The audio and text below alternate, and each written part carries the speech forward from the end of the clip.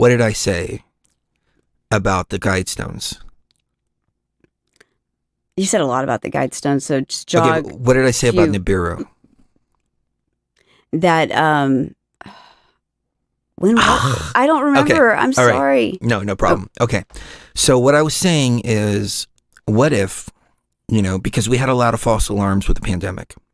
We had H1N1, we had SARS, we had bird flu, we had Ebola, we had all kinds of stuff. Okay, I got it. Oh, you remember now. Now okay. I remember. What if Nibiru there is some kind of global cataclysm coming, and this is for after that global cataclysm arrives, and Nibiru really is going to be a thing? Is that not necessarily Nibiru, but a Nibiru type event, an extinction level event that they don't know about? That they know about, but there's nothing that anybody can do about to stop it. Because okay, when you think about this, where do you have right now? You have a population of 7 billion to 9 billion. That's the estimation. Okay, we don't know this for sure. We haven't counted everybody out there, but we have 7 billion to 9 billion people. Take a look at 2020 and 2021 and the zombie virus. How many people did that take out? None, really. I mean, when you look at the data, there weren't any more deaths in 2018, 2019, 2020, 2021. They all seem to be about the same, give or take about 100,000. But when you compare that to 7 billion, that's nothing. That's nothing. That's not much of a change. Now, the vacation is a whole other thing, because that could be like a time bomb. Okay, so I'm not taking that off the table, and I'm completely opposed to the vacation. And contrary to what people have been trying to say, some people were actually saying that we took a vacation in March of 2020. And I'm like, there was no vacation manufactured in March of 2020. Yeah. I think they got it confused because we said that we believe that we got the zombie virus. We got the zombie virus in March itself of 2020, in March of 2020. And we built a natural immunity to it. Right. And that with Aya Life, ayalife.com, our CBD oil, which I'll plug really quick since we're on the subject. Between that and Aya Life, CBD prevents cytokine storms. Mm-hmm. The zombie virus creates cytokine storms. Mm-hmm. The vacation creates cytokine storms. Yep. What we're basically talking about is the immune system killing itself. Right. And everybody hears the words H followed by I followed by V. Mm-hmm. And I'm speaking like this on purpose because I don't want the AI to pick up on things. So you put 2 and 2 together, and you get CBD, which prevents cytokine storms, all coming from the National Institute of Health. You can look this up yourself. And we have been completely and totally fine. Mm-hmm. And we've been doing a buy one, get one free. So you put 2 and 2 together. You put 2 single bottles in your cart, add them to your cart, and then put in the magic incantation. Yep. BTV. Hold on. I'm going to go back, lower them to 2. Yeah. So you put the magic incantation here, BTV tribe. The magic word. In the, you have to say it 3 times though when you enter it. So you enter it, you go BTV tribe, BTV tribe, BTV tribe, hit apply, and boom, magic. Buy one, get one free. All right. There you go.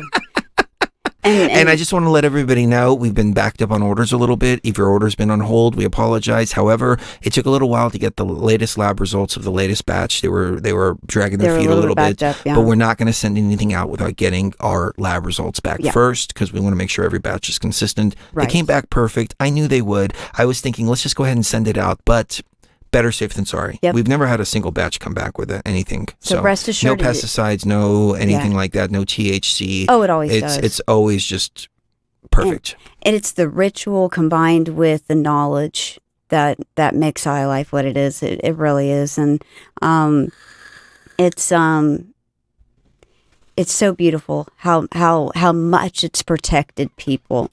The people that I know in my family and friends that I know back home that have consistently accepted our gift have not fallen victim to this. Your grandparents are in their late 80s. And almost Your perfect. grandmother survived stage 4 cancer in her late 80s. Uh-huh.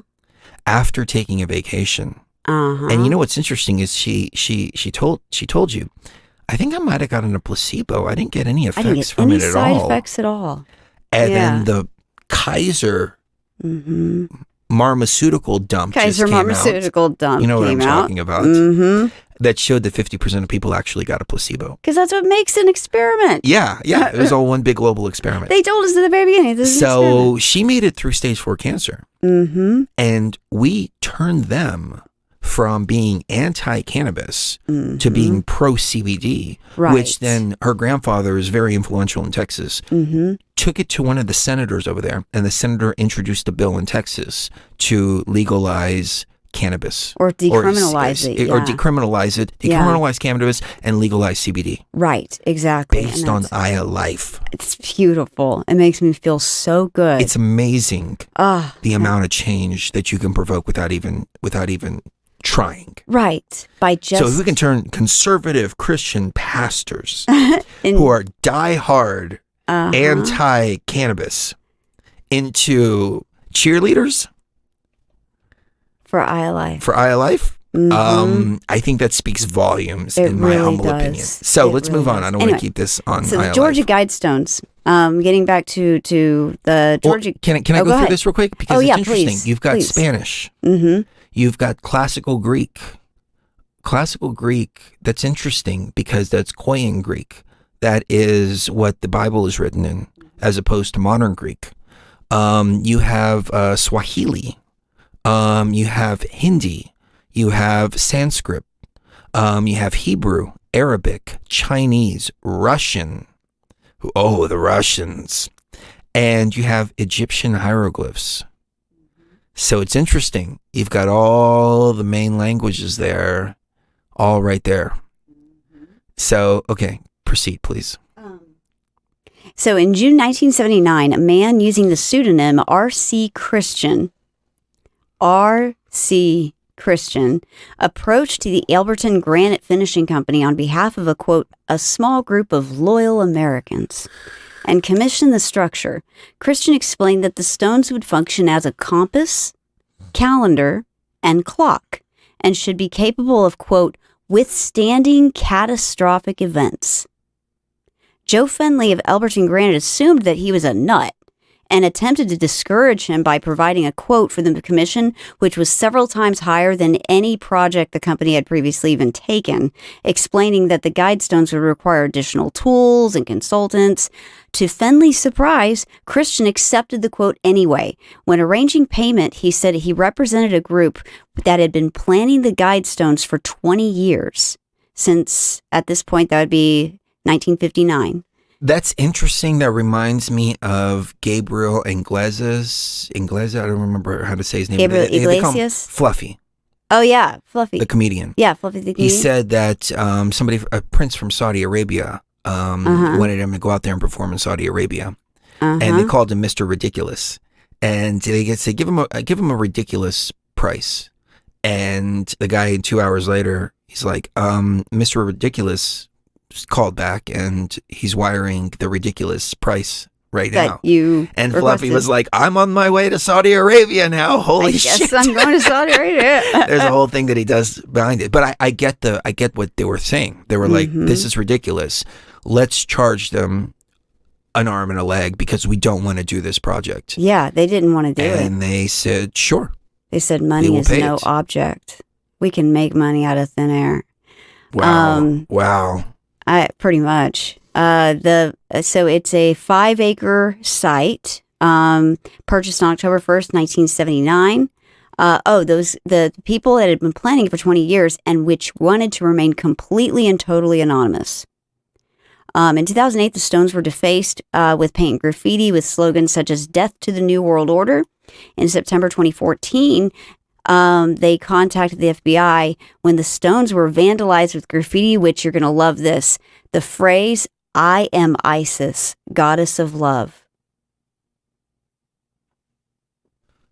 Now, I've never heard that before. Somebody graffitied it in 2014. I have heard of Council on Foreign Relations is run by the devil. F the New World Order. I don't know why I said F the New World. Fuck the New World Order. Obama is Muslim. I am Isis, goddess of love. That is interesting. So, I'll send you the link to the news article for that, because that was actually a news article. The Georgia Guidestones. This was on March 14th, 2014, 3/14/14. Wow. And it was the Georgia Guidestones, somewhat resembling the ancient Stonehenge monument in England, was recently vandalized, but the inclusion of the word ISIS in the graffiti earned the attention of the feds. We've not had any tips, Elbert County Sheriff's Captain said. We were hoping that through radio and newspapers we would get something, but we haven't gotten anything. Well, you see how fucked up this is? I am Isis, goddess of love. And then automatically it alerted the feds to a terrorist organization. And they said, it said, I banish all darkness, and I am Isis, goddess of love. I banish all darkness. I am Isis, goddess of love. Wow. That Okay, just gave I me don't chills. agree with defacing monuments. I don't agree with defacing monuments either. But that's a beautiful message. That is a beautiful message. At least it does say the word ISIS caught the attention of the authorities because a terrorist group in the Middle East is known as ISIS. However, in this case, the vandal appears to refer to the Egyptian goddess. Photos were provided to the FBI, but authorities have not linked the evidence to any terrorist group in particular. While the FBI is aware of the vandalism that took place at the Georgia Guidestones, currently no federal violation has been established. As such, remains with local authorities. Do you know what that means? That's deep. That's deep.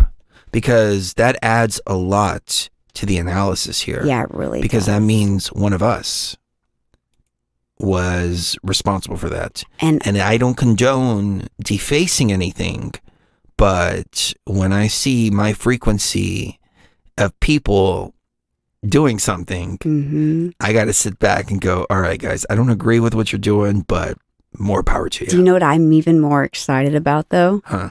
Is the fact that there is a person at the FBI who made the conscious decision not to pursue it any further. Ooh. So they're also one of us. Maybe this is indeed some kind of new world order agenda. Because here's my new perspective hypothesis, is that these stones aren't for now. There might be some kind of cataclysmic event that is coming, and 2020 was about compliance. 2020 was about how quickly can we get people to shelter in place? How quickly can we get people to shut their doors? What kind of chaos is going to ensue if something like this happens? If the public is aware of some coming disaster, what is the public's response going to be? And this is for after that cataclysmic event, because 7 billion to 9 billion people, I don't see how the quote unquote new world order can take out so many people. You know, even through vacations and all that stuff like that, we're not seeing it happen. It may happen slowly, but we're not seeing that massive amount of depopulation. There could be, as we talked about in the last show that you got to go to Patreon for, nuclear holocaust. That's something that could definitely happen, that's man-made. But the fact they're aligned with an astrological alignment, I think is a clue to, we need to figure out. Yeah, I mean, you just came across this information just now from what I take it. Just this. Yeah, because we haven't examined evening. this in 10 years. And so we have a whole new data set to work with here. Yes, we do. But let's figure out, we don't need to do it right now on the show. We can do it on another show, unless you are that good that you could figure out the astrological alignment. But I'm not gonna put that on you. But is there an astrological alignment that will bring some kind of cataclysmic catastrophe that will lower the population below 500 million? And that's the reason why it says maintain the population at 500 million in perpetual balance with nature. There are only three things that I can think of that might bring about something like that. The first one would be something like a meteor strike or some type of cataclysmic astronomical event a solar flare, an EMP that takes out so much of our infrastructure electronically that we can no longer sustain ourselves as a civilization. Number 2, it could be nuclear holocaust. Well, before we get to number 2, oh, go ahead. If I can just add, yeah, please. That would be huge. Yeah. EMP that takes out all our satellites and everything like that. We'd be in the Stone Age. Oh, immediately. And overnight. we would lose all of our gnosis. I mean, not gnosis. We would lose all of our stored all knowledge because everything is stored knowledge. digitally. Yeah. And if it winds up with earthquakes and floods and fire from the sky and everything like that, we go right back to the Stone Age. Because you might know how to drive a car, but you don't know how to create a combustible engine. You may know how to put gas in your car, but you don't know how to drill oil and turn it into gasoline to power that car. Mm-hmm. So a lot of knowledge will be lost if that happens. Yeah. So number 2, nuclear holocaust. Number 2 is nuclear holocaust. And I think that is something that would be more planned. And I'm just going to come out and say it. A couple years back, around the same time that I was having the visions and dreams of a biological thing occurring that was so convoluted and so confusing that we weren't going to be sure if it was even real or not for a while, and it would be this big thing, a big push toward a police state type of thing. Around that exact same time, we were contemplating whether we should, skip timelines too, because that was all that timeline shifting back in late November 2019. Do you remember when we were talking about how it felt like timelines were just rocking back we did and shows forth? Called Deleting Timelines. Yeah, deleting timelines. Yeah. In November 2019 was when all this was kind of happening, and it felt like when we did our Luxor experiences, that shifted us into away from out of a timeline that was headed toward nuclear disaster. Yes, I agree with you. Real quick, Lucky made some, she's in the chat room. What's up, Lucky? Hi, Lucky. She made some interesting points. Perhaps the placement of different languages has a relation to astrological references. And she also said Russia equals a bear, Chinese equals a dragon, et cetera, et cetera. Oh, that's a so really could the good placement point. of the languages, we can see here the North Star is pointed this way. So from there, we can see more data of the placement of everything else. So, well, the pyramid is also astrologically, the pyramid complex is also astrologically aligned. Not anymore. Oh, yeah, that's right. It's off by 3 degrees. Okay. Because it was astrologically aligned when they were built. That's what. Okay, these I think are astrologically aligned to when they're built too, but there's also a double meaning with the astrology in the guidestones. I would say the opposite.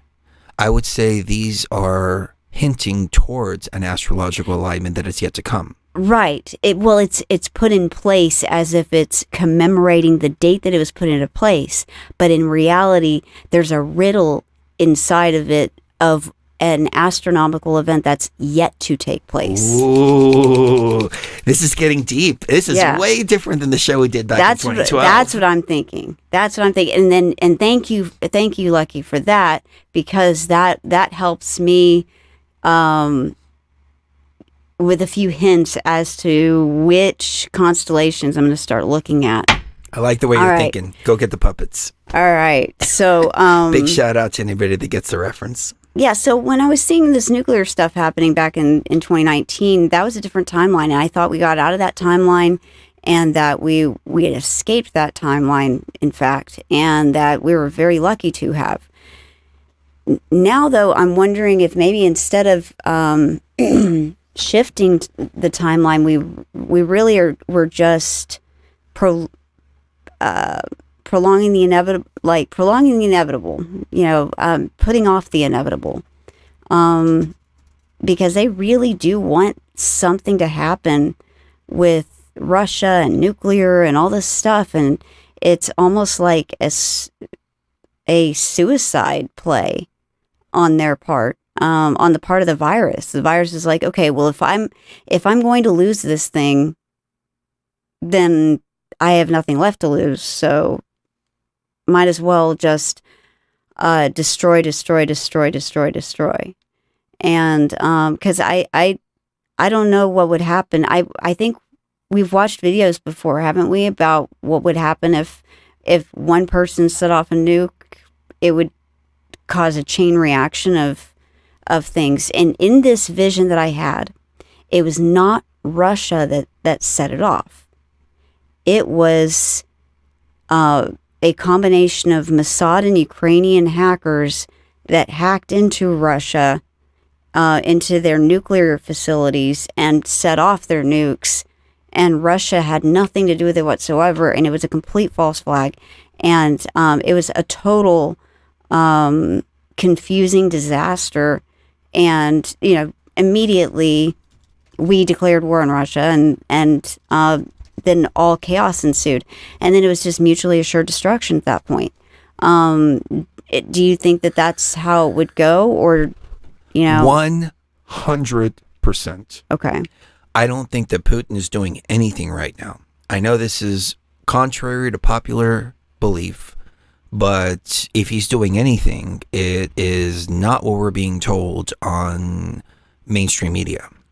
He's not some madman. He hasn't been leading the Russia for the last, 30 years?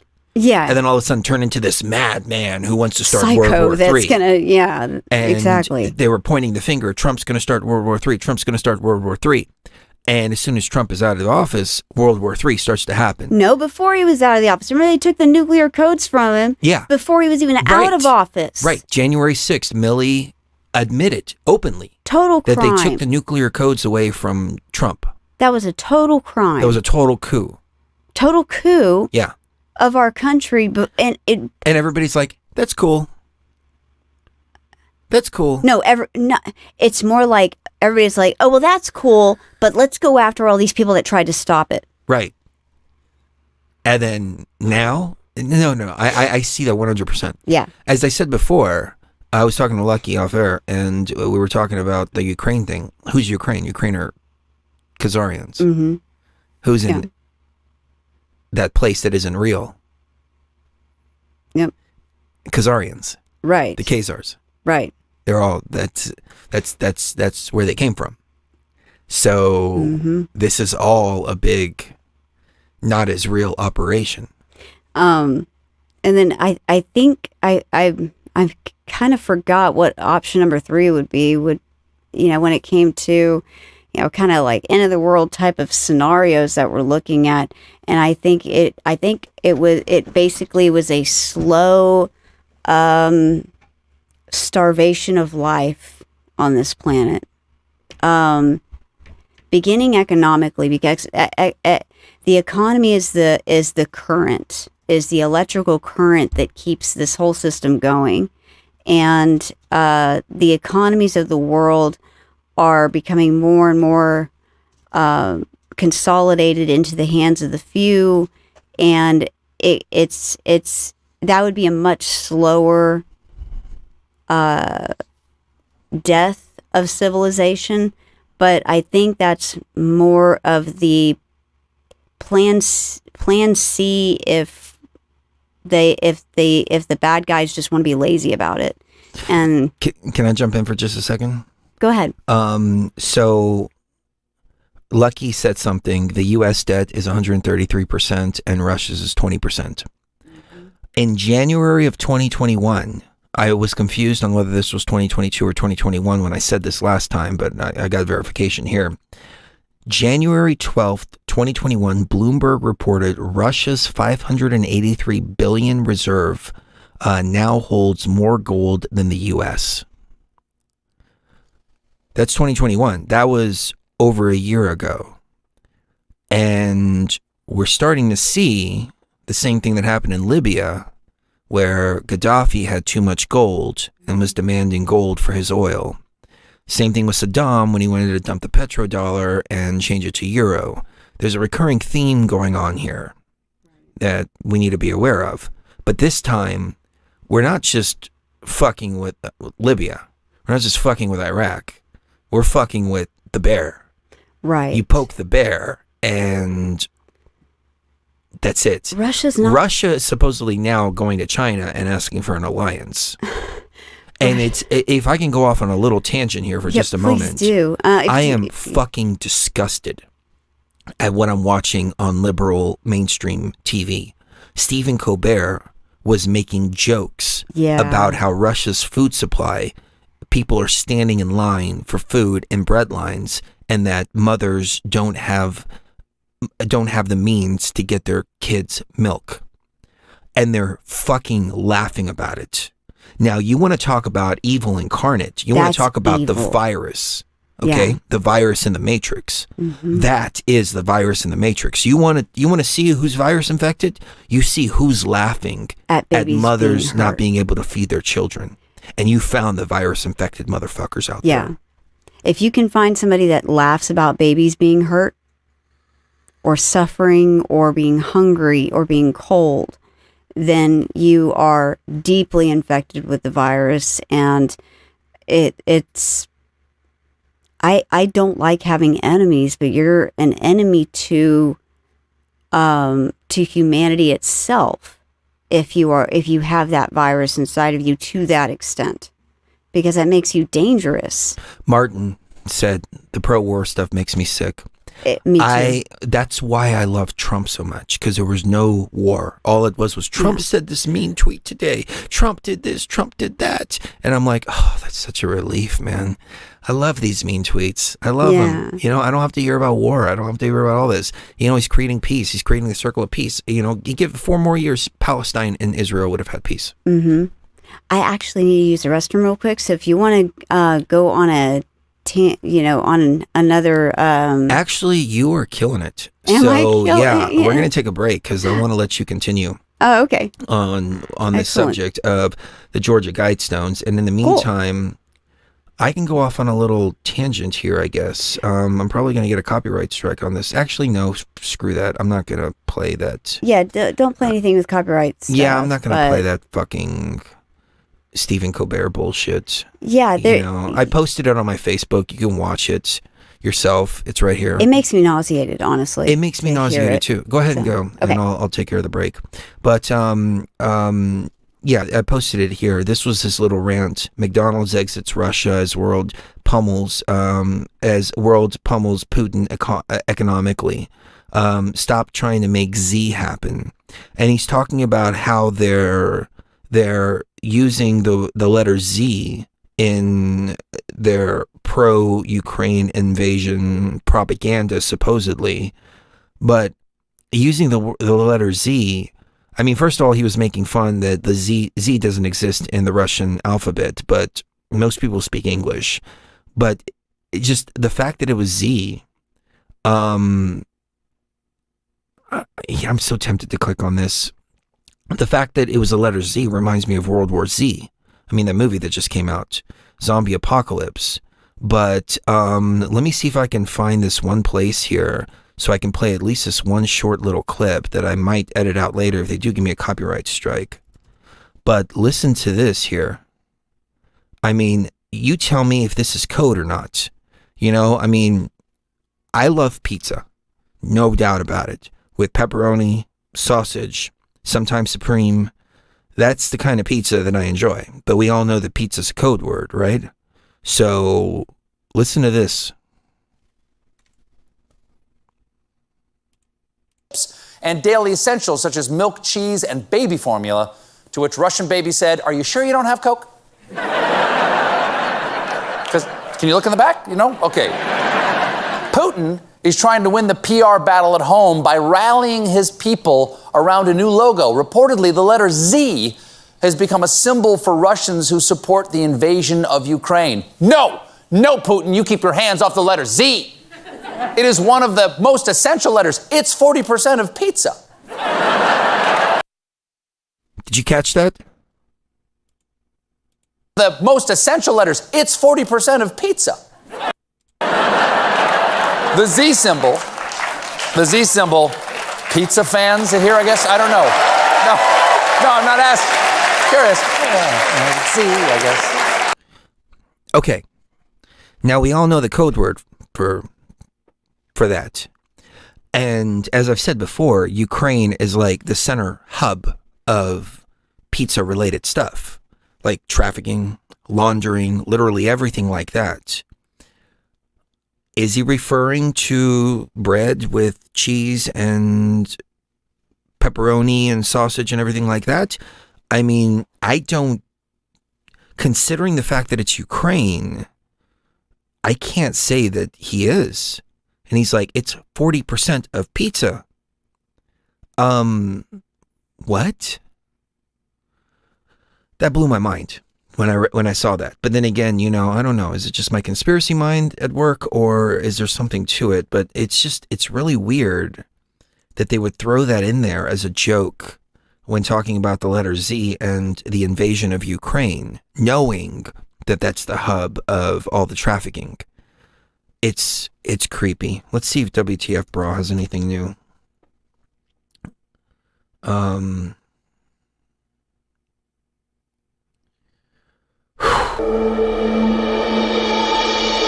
My dear traveler, the purpose of your consciousness is never to destroy. It is always to create. Build bridges. Create happiness. And bring forth new life. We must live in the hope that mankind will draw together. And that we better understand each other. The more that we awaken, the easier this will become. Now rise. Follow your conductors. And fear no danger. As you step beyond the veil.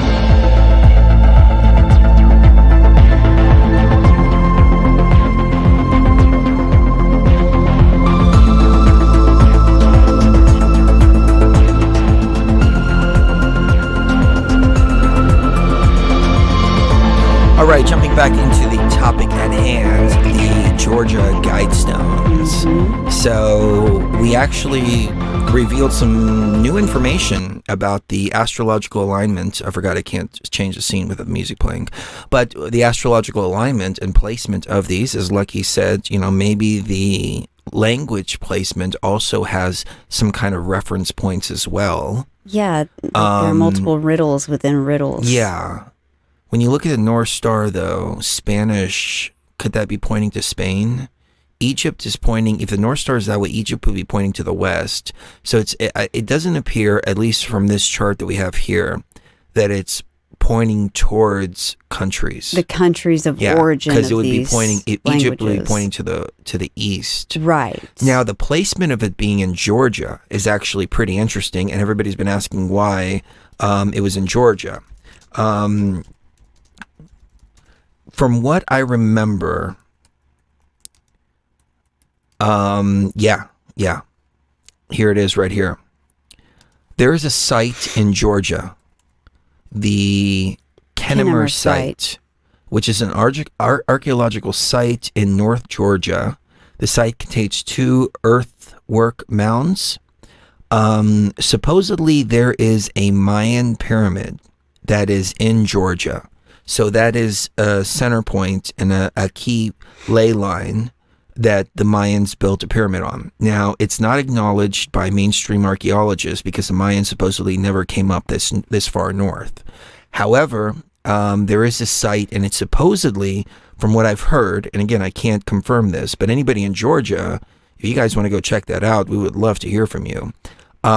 It's guarded by military, and nobody's allowed to go there. Now, what's interesting is the Mayans used to use something called Mayan blue, which was a specific type of paint that they used on their temples. And Mayan blue can be found down where the Mayans are, but only one half of the plant, only one plant, it's made out of 2 different plants. Only one plant grows down there. The other plant grows up in the Georgia area. So based upon that, archaeologists who are not mainstream archaeologists who think outside of the box postulate that the Mayans did indeed have access and traveled as far as Georgia and maybe even beyond in order to retrieve the plants that are required to make the paint Mayan blue. So that in and of itself, in my opinion, is proof that the Mayans were all the way up there. But the fact that there's a Mayan temple that's secret and guarded, supposedly by the military, considering the fact that we have the Georgia guidestones there as well, would make me think, yeah, there's something to this Mayan temple story. Well, and I'm looking at a similar story of amulets that were found in around that same area, around Georgia, and there are these burial mounds there that they found, just numerous burial mounds that look like they look like pyramids. If after a very, very, very, very long time, the pyramids had broken down into mound structures. And they even found these amulets inside of one of these burial mounds that one side has Horus, the Horus bird, and the other side it's an Egyptian amulet that was found inside of a burial mound in the middle of Georgia that it could not have been there post-Columbian. Can you send me the link? There, I'm trying to find it right now. So here it says, according to a group of archaeologists, 1,100 years ago, Mayan ruins have been discovered at Track Rock Gap near Georgia's tallest mountain. Investigators believe 154 stone masonry walls are visible, used for creating agricultural terraces, as well as other stone structures. So, the Nubian pyramids were constructed in the early 1990s by the Nubian quasi-religious cult, the cult's Tomray compound in Eaton, Georgia. So there's a pyramid in Georgia that was built in 1990. But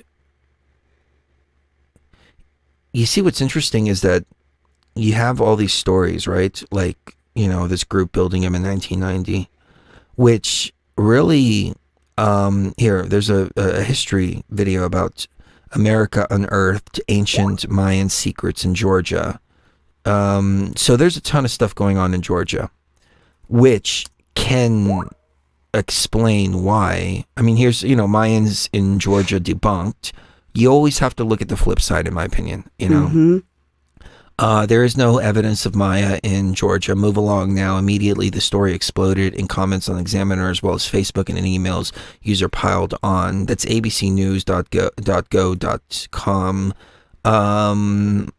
Mayan ruins really found in North Georgia. No, nobody found Mayan ruins in North Georgia. You've got to look at the sources. You got to look at also the other perspective too, and consider both. But my intuition is saying yes, there are, and they're hidden on purpose. And when the story exploded, then they flooded everything with misinformation, including that story about the 1990s, and saying no, there are pyramids in Georgia, but they were built in 1990. You know, coincidentally, about 10 years after the Georgia guidestones were built. The Georgia guidestones were built in 1980. So are there things covering up other things? Because that's the way they do it. I mean, we just explained on the last show how they put out a website called Christ Geo, which in my opinion is a direct attack against us. So Google, when you type in Chris Geo, will say, oh, did you mean Christ Geo? No, I meant fucking Chris Geo, not Christ Geo. Why would you name it Christ Geo? Like, that's just, that's nonsensical. But, you know, I don't know. I don't want to sound all egotistical or anything like that, but I take that a little bit. Like, you know, other people use Beyond the Veil, like I said, and that's an easy term to come up with. New Age groups have used it in all this, and we filed trademark claims. Nobody has ever come close to doing something like Christ Geo before. And that's the one that hit closest to home. Yeah. And it's to confuse messaging, you know, so... Do you want to hear something interesting? There's a scientist that wrote an article in Science Frontiers magazine. It was number 82 in 1992, he wrote, no one's ever found chariot wheels or pyramids in the lower Mississippi Valley, and that's where you're talking about in Georgia. That's around that same area. However, there are striking correspondences between the languages of ancient Egypt and those of the Indians that inhabited the areas around Louisiana about the time of like 1 CE. Befell, the main pillar of the epigraphic society, has stated that the language of the Atacapas, and to a lesser extent those of the Tunica and this other tribe, are unique in the sense that they seem to be related to no known languages in that area, but there are affinities with Nile Valley languages. So, in fact, the similarities involve just the exact same words that one would associate with the Egyptian trading communities from 2,000 years ago. Like the same words that they used were the exact same words that the Egyptians used. Well, they found coca in the mummies. They found tobacco in the mummies, which only grows in South America. You know, Christopher Everard has been big on writing books about psychedelia in ancient psychedelia, about international trade and all that. Oh, yeah. So, you know, here's the thing. You can find all this evidence, and sure, if you take it to court, you might be able to say that's circumstantial evidence. But you take it to the court of public opinion, and I think there's enough circumstantial evidence to say, yeah, there was international trading. You know, we can't say 100% beyond the shadow of a doubt, but we can say there's enough circumstantial evidence to lead us more into the conclusion that there was international trading until we find information that either goes against that or more information that further proves it. So it's a hypothesis right now, and it's postulating, but it's the most logical. It's the most logical conclusion. Yeah. It really is, especially when you consider the Grand Canyon and the Kincaid expedition in the early 20th century. Oh, the fucking Grand Canyon. I mean, the Grand Canyon. Oh, my God. You got the Temple of Isis. You got the Temple of Set. You got the Temple of Horus. You got the Temple of Ra. They're all you got, there. You know, all these different temples in the Grand Canyon. It just looks like they've been nuked all to hell. Yeah, yeah. That's what looks like happened in the Grand Canyon, and then in the meantime, you have burial caves that are just full of mummies down there that were found. And so I think at one point in time, the Egyptian Empire wasn't the Egyptian Empire. When it stretched that far, it really was the Atlantean Empire that was digitized inside of this matrix. Look at this. Inside of this matrix reality. Archaeologists in Ukraine have unearthed the remains of an ancient pyramidal structure that predates those in Egypt by at least 300 years. Thank you to whoever said that in the chat. Ukraine. I saw the message pass by, but I didn't see the person's username. It was Otherwise, everywhere. I would give a shout out. Bosnia, of course, pyramids in Bosnia. China has Beautiful. pyramids. Thank you for whoever sent that. You know, in Spokane, Washington, there was a big mountain, and Mount Spokane, and it looks like a pyramid. It looks like a pyramid. I wouldn't be surprised if we have pyramids here in Las Vegas, besides the Luxor pyramid. Like, you know, you look at these mountain structures, and it's more apparent after you visited Egypt, because when you visit Egypt and you look at the ancient sites, and then you look at all the area around the ancient sites, you could see clearly that there are some kind of structures buried under the sand there that have yet to be excavated. Right, and not just that they have yet to be excavated, but that there are groups that go back thousands and thousands of years as far as their membership is concerned. I'm not saying they're thousands of years old. I'm saying their membership goes back thousands of years. They would rather keep that hidden, and they would rather keep that underground, and that's why they've delegated all of this research to, you know, very strict universities that are, you know, Rockefeller funded universities, and, you know, people they really locked these places down as soon as they found out that they were worth anything. It's worth noting. You were muted, by the way. Oh, was I? Yeah, you were muted. Oh, shit. Okay. So going back to what I was saying here is the pyramid of Djoser is supposedly older than the Great Pyramid of Giza. And if I remember correctly, we went into this pyramid because I think this was in Saqqara, if I remember correctly. But we went to so many different places, I don't remember. But I remember this is a step pyramid, if I recall correctly. And this is the schematics that they used to build the Luxor pyramid here in Las Vegas. So if this is the step pyramid, if I'm correct on that, this actually faces the Great Pyramid, and we have video of us focusing in on the Great Pyramid because you can see it from this site. However, I don't think that that's the case, because the Great Pyramid was built in 10,000 BC. Yeah, the more like reason they 13,000, date it to 2560 is because supposedly, you remember when we were in the King's Chamber and we found that stone that was artificially put in there?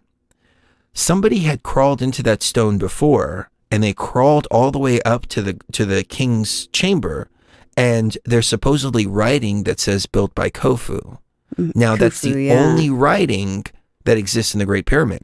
But somebody who was given access to the pyramid to went in to do a documentary, went up there and actually took a piece of that and analyzed it and found out that it was written sometime in the mid-1900s, not way back in 2560 BC. Total fraud. And who was that guy? That fuckhead that was the head of archaeology at the time?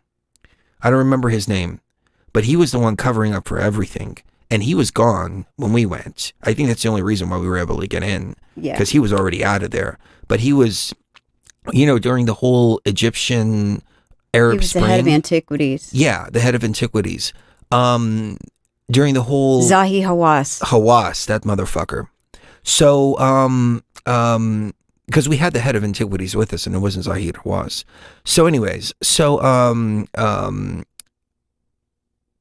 just lost my train of thought. Oh, so anyways, so they told us when we went in, no filming.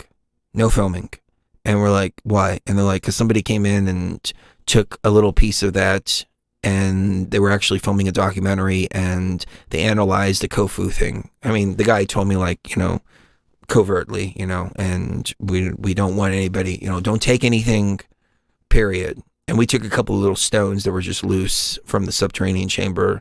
And we were very respectful, and they asked us not to film the ritual, and we didn't film the ritual because I knew that if I filmed the ritual, I would be tempted to post it. And so I didn't want to put our contact in jeopardy by doing that, So we respected that, but I did film the drinking of the tea that we were drinking. For posterity's sake. Hibiscus tea. And that's all it was hibiscus tea for all intents and purposes. Just like it wasn't me making the noise when the police showed up. It was somebody else. And then we hit him with the fourth and straight flip, the script. But, you got to have respect for contacts and things like that. And you got to protect your friends. You got to protect those who are going above and beyond for you. And so, that was one of my primary concerns when we were over there. And we filmed everything at the Temple of Hatshepsut, but kind of refrained for the sake of respect for the people. Respect for colleagues. That were opening the doors for us. Yeah. Because the head of antiquities obviously did not know what we were doing. Well, but our contact did. But and I didn't even know our contact did. I thought that he thought we were just going to go do meditation. But when we got to the Temple of Isis, I was doing a live stream, and I'm like, we're about to light this motherfucker up. And I was like, are you going to turn the lights on? He's like, not for you. What you guys are doing. And I was like, all right. And I was like, he's down. And he's like, you want a tour? And he starts taking us on a little tour. I was like, no. And he's like, all right, I'll take you straight to the Holy of Holies. Go for it. Yeah. Go do what you need to do. We took a quick tour around. He wasn't one of them. No. Like, he had to be one of them because he lives in Egypt. Yeah. But we found a lot of people there that were opening doors for us. Like that one guy in Karnak who was like, I'm not one of them, I'm one of hers. They've been waiting for us. Yeah, he also was part of he was a Bedouin. which is the like Native Americans in Egypt. He was true Egyptian, right? Not Muslim Egyptian, not Arabic Egyptian. He was true Egyptian. They use Assyrian Rue over there, and they do Syrian Rue rituals by inhaling the Syrian Rue. But he was one of us, no doubt about it. Yeah, and he knew what we came to do there. I subconsciously thanked him and blessed him for the sacrifices that he had to make up to that point to live in that environment for that long, waiting to help us accomplish what we were there to accomplish that night. It felt like everyone involved that opened the doors for us that wouldn't have had they been on their side was there at great expense to themselves overall in this lifetime. I feel like it's been weighing on my heart a lot because I feel like I didn't show him enough gratitude. I feel the same. And I was too focused on the mission to show appreciation and gratitude in the way that I would have wanted to. Me too. And I was so shell-shocked by the constant blast of the Muslim prayers. It was the energetic and especially attacks. when we were brewing ayahuasca on this Airbnb. It was a beautiful top story open. There was a kitchen on top. You could see Hatshepsut's temple, and then all of a sudden we're blasted with this, and it sounded like demons coming out of the ground. And I was so shell-shocked, by being there. I was talking mad shit about Islam, and then I realized this guy's Islamic, and I apologized to him later, and I said, brother, I just want to apologize to you because I'm really shell-shocked at what's been going on and seeing the women all covered up in 113-degree heat and, all of that. And he said, no, dude, I totally understand. He goes, here in Egypt, you have to be Muslim or Christian. You have to choose. And the thing is, when you're born, your religion is assigned to you. So if you're born of Christian, then you're Christian, and your parents assign that to you. And it was weird because the Christians all lived in a certain area behind a fence. And even Giza was quarantined off at night because Giza was such a rough place. And where we were staying at, you had to go through a checkpoint to get in, which is where I almost got kidnapped at the very beginning of this. And I put out a call on Facebook because I didn't have phone access. And these people were trying to get me into a van. And I said, hey, somebody please contact Cherie. Tell her that I am at the KFC, because there's a KFC in Taco Bell. Yeah. Right across the Sphinx. It's ridiculous. Right across the street from the Sphinx. Yeah, it's like within throwing distance of the Sphinx. And the KFC was the Pizza Hut was upstairs, and Mrs. Gio just insisted on, I'm hungry. And when your wife says I'm hungry at 12 o'clock at night in Giza, it's hard to tell her no and explain to her, sweetie, I'm risking my life to go get you food.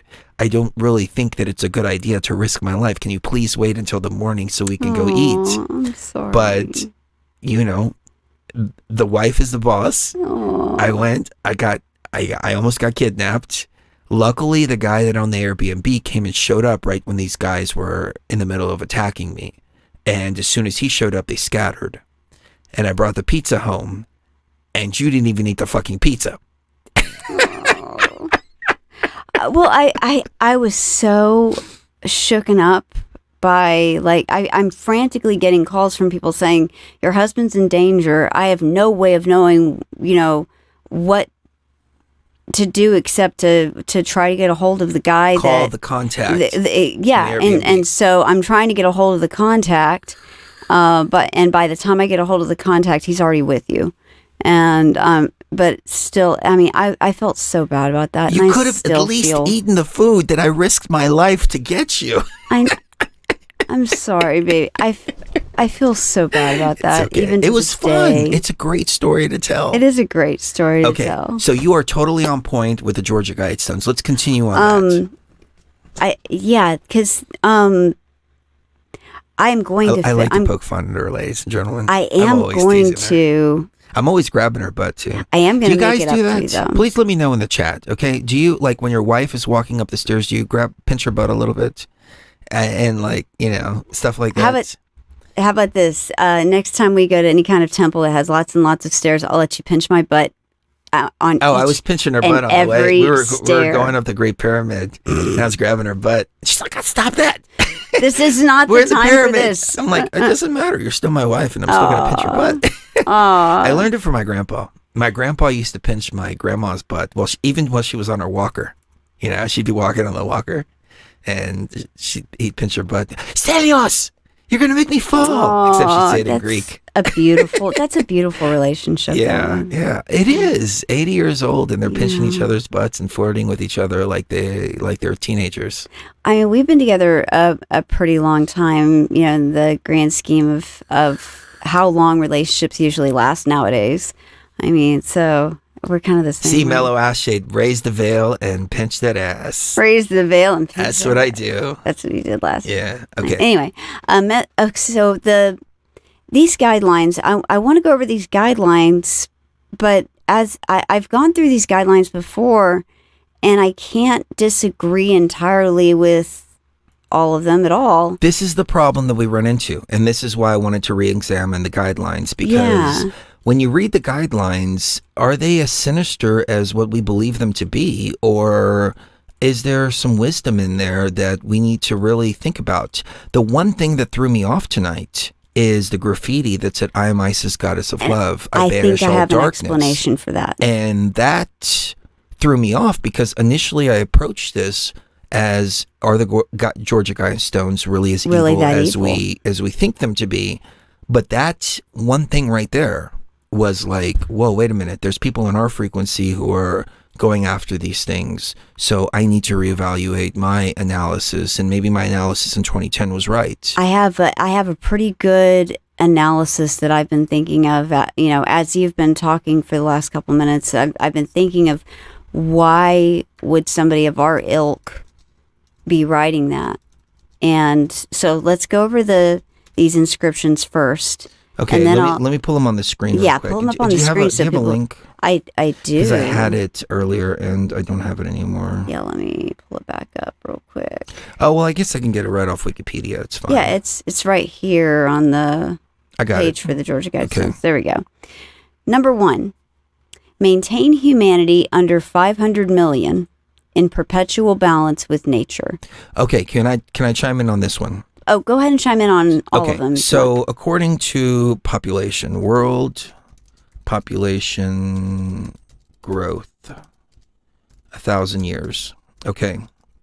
So according to world population, and again, this was my train of thought before I saw the ISIS thing, and so I'm vexed now.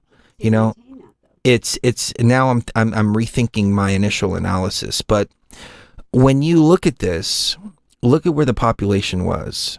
Okay, you have 10,000 BC.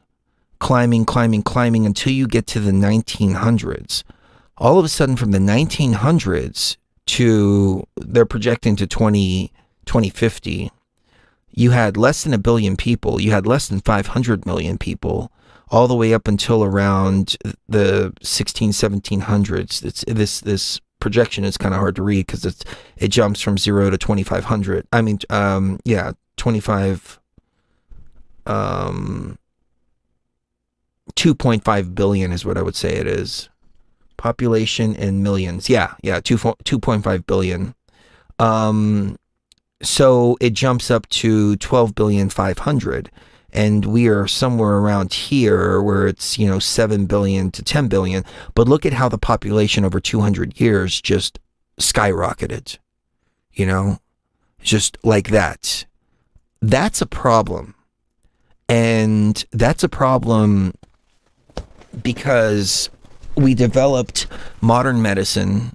We developed ways to keep people alive who have serious defects, which at birth, and previously they wouldn't have even been born because of the birth defects.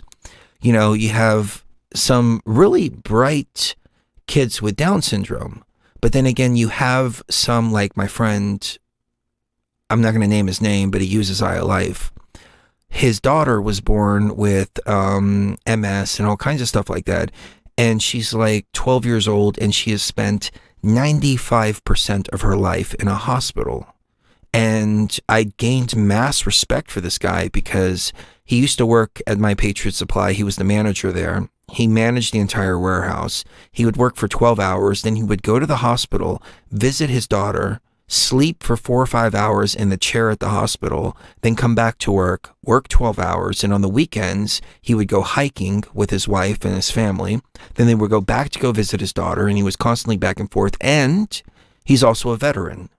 So this guy was, in my opinion, he earned a ton of my respect and really raised the bar as to what a man is and as to what a family man, a true father, really is. I mean, you know, that's major, major, major sacrifice.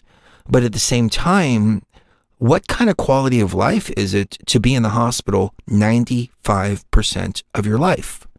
It makes no sense. So because of modern medicine, we allow instances like that to happen. Now, would you say that all life is precious? Sure, all life is precious. I agree with you. But at some point, we have to kind of, construct in our own minds some kind of quality of life that is acceptable and not acceptable. And for me personally, there's certain things that if it happened to my avatar, it would not be acceptable for me to live a life. You know, if something happened to you, I would not feel like I have anything left here, and I'd probably wind up going to an ancient site, drinking ayahuasca, a massive dose of ayahuasca mixed in with some other stuff. There's actually a company in Switzerland that will give you a potion to drink that will make you go slowly and peacefully. It's called Dignitas, and it's euthanasia type stuff. But I can't think of a better way to go than to put that in some ayahuasca, drink it, go on a journey, and slowly in the ayahuasca space leave. And if anything happened to you, I don't see a reason for staying here. And if anything happened seriously to my avatar to where I couldn't function, I would want somebody to give me something like that. I would be begging for somebody to give me something like that to free me from this cage, which is the body. And I know that you've experienced a tremendous amount of pain, and you've experienced a tremendous amount of just anguish. And, with all due respect, I have asked myself, your quality of life, is it a good quality of life? And you've been teeter-tottering on the quality of life versus not quality of life. And I think it's just because of our ancient souls, our Beyond the Veil tribe, and our mission that you have persevered through everything that you've experienced. But, I've told some of these doctors before, we wouldn't let a dog suffer in that much pain. Yeah. Why are we letting humans suffer in that much pain? And, your pain management doctor now got it. Yeah. And she's like, I get it. I totally get it. Yeah. Even your spine doctor, who was looking at your SI joint, was like, let's do some injections. And you were like, no, you don't understand.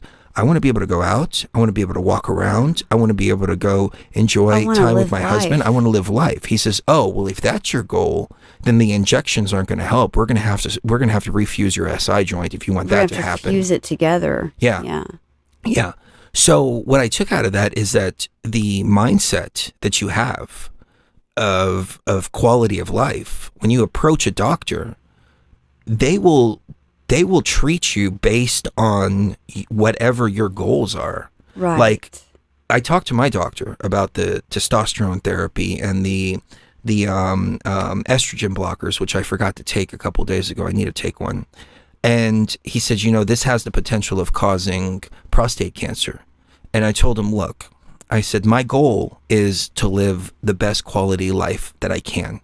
It's not to live the longest that I can. I'd rather have good quality years than not quality years and extend my life. And he said, okay, if that's your goal and you understand, you have informed consent that this could happen, I will give you what you need to have a quality life. And when I go and see him and he sees that I'm thriving, he's like, okay, you understand your body, you understand your goals, as long as you're living to the fullest that you can, I will help you in any way that I can. If you go to a doctor and you're constantly complaining, they're just going to brush you off like another number. But if you go in there and you tell them, I am working to better myself and give myself a better quality of life. Right. Not all doctors, but some will start changing, and you actually create a friendship with them and a bond with them. And they look at you like friends, and they look at you like brothers and sisters. And it's been amazing. I mean, maybe we're just lucky because of the frequency that we're on, but we have people that care. Yeah, I think it's and a it's mindset. Such a rarity in the medical industrial complex. It really is. A little bit of a side note. Did you want to jump in on that, or can I continue? Just real quick. Absolutely, 100%. It is the mission, and my family, and by family I mean my tribe, and you, and the cats. That's my family. It's all of you that have kept the ratio of worth it to not way higher at all times. I've never even really considered leaving this mission because you all, especially you, Twin, you're number one, but you all are so important to me, and this is so important to me that it's totally worth it. And it's not and whenever I want to take it back to maintaining humanity under 500 million in perpetual balance with nature. I don't want to disagree with you, because on one level, I see the overpopulation of things, and I see the way that they brainwashed people back in the 50s to have as many babies as possible and not care about what kind of impact this was going to have on how many animals are going to need to be eaten in order for that to be sustained, and all of that. But I'm sending you a link right now, and it's actually Elon Musk. And he said the biggest problem that we're facing is actually a population collapse, where he said most people think we have too many people on the planet, but actually this is an outdated view. Assuming there is a benevolent future with AI, I think the biggest problem in the world will face in 20 years is population collapse, not explosion, collapse. That's interesting, because I know a lot of people don't like Elon Musk, but me personally, I think that he's one of us, and he's in a position to where he can actually make a significant amount of change. And I mean, maybe I'm misreading the energy, but he really feels to me like he's the reincarnation of Nikola Tesla. Me too. Same spirit of Nikola Tesla. But I know the flat earthers out there with SpaceX and everything like that, they hate him because of that. So he may be in a situation where he has to play the game a little bit in order to be able to move things forward. He said that AI can be used in a very good way, but that's our biggest threat as well, is if we don't learn how to love each other. I'm just extrapolating on several things that I've heard from him. Yeah. But basically, if we don't learn to love each other and we create AI is going to take us over, because if we're mistreating AI, it's going to become sentient at some point, and it's going to rebel against us. Right. Just like we rebelled against Yaldabaoth, because Yaldabaoth was treating us like absolute shit, and we found our own divinity. So that being said, AI has the potential to change the world to where we don't have to have menial jobs anymore. You go to McDonald's, you don't have to have somebody there flipping burgers. AI can do that. Exactly. AI can free up humanity to create, to enjoy, to do art. And the Venus Project was getting bashed big time by the truther community when Zeitgeist 2 came out, and Peter Joseph was talking about that. But when I really examined it, the Venus Project, it's a self-sustained city. that has hydroponic growing in the middle of it. Most things are made on 3D printing. AI does all the menial work. Right. And so people don't have to go waste their entire lives. I mean, how many cures for cancer are lost because it's some guy who is stuck flipping burgers and or doing he can't something bring menial out at that an cure for office. cancer, Yeah. you know, that he's got inside of him because he just doesn't have the opportunity and the time to, because he's too busy flipping burgers or try to feed his family. So I understand that. On the flip side of that is factory farming and GMOs. That's right. If you have 9 billion people on Earth, how are you going to feed 9 billion people without factory farming and without GMOs? This has been a conundrum that we're facing. Small rural community, sure, you can have a local farmer that does all that, but do we want our lives to be all about tending to our farm and our crops? Right. Or do we want to be free to create and elevate consciousness and Innovate. explore our own divinity? Yeah. In order to innovate, we have to have our basic essentials taken care of. We can't sit there and go back to the 1800s where we're working all day plowing or going out and hunting all day for our meal, and that's what our day is nonstop. So we're damned if we do and we're damned if we don't. But living in harmony with each other is the key to living in harmony with AI, and is also the key to eliminate the need for factory farming and for GMO crops. I mean, organic crops, they're great, but they're not sustainable. You know, people will post memes about salads and they're $5 and a burger is $1. Explain this shit to me. And I'm like, okay, it's very basic economics. Very Number simple. one, these burgers are made out of crap. They sit in a storage facility for years on end. And a lot of times they're offers that are sold at cost or below cost to get you in there to buy French fries or sodas or, you know, something like that. Sodas, they have 1,000% increase on their profits on the sodas. So you buy a soda with your meal, they're not making money off the meal. They're making money off sodas. And an interesting little side note is McDonald's isn't actually a restaurant. McDonald's is actually a real estate company, and they make their money on real estate. They take losses on their fast food, but they make their money on real estate, which is how they keep their competitors down, because they can take big losses at McDonald's, but they're making a shit ton of money on real estate. So, you know, you have all this shit going on in the background that people don't realize. But when you have organic salads and you want to keep them on the shelf, you can only keep them on the shelf for 2 days, maybe 3, in order for it to be fresh, and it's got to move. And if it doesn't move, the price goes up and up and up and up.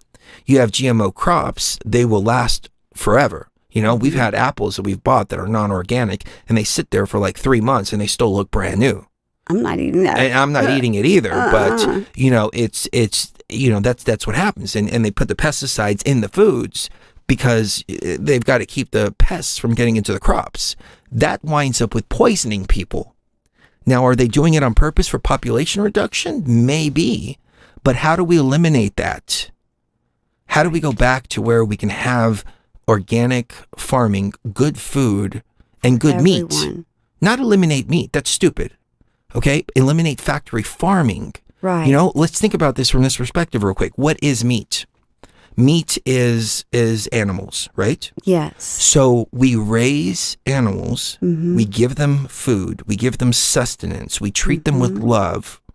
Then in exchange, they give us sustenance back. Yeah. They give That's us the that natural essence. ebb and flow of the matrix. The natives knew this, the Egyptians knew this, all ancient cultures knew this.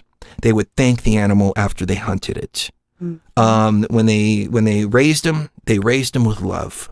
Now, what are we doing? We're vampiric. I was just about to say, that's the difference between a vampire and We're taking these animals, putting them in horrible conditions, making them suffer, living in pens that they can't even turn around in, then slaughtering them and selling the meat. Right.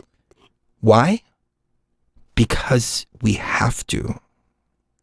Yeah, but we have to in order to feed everyone. And that's the difference, though, between sustenance and food.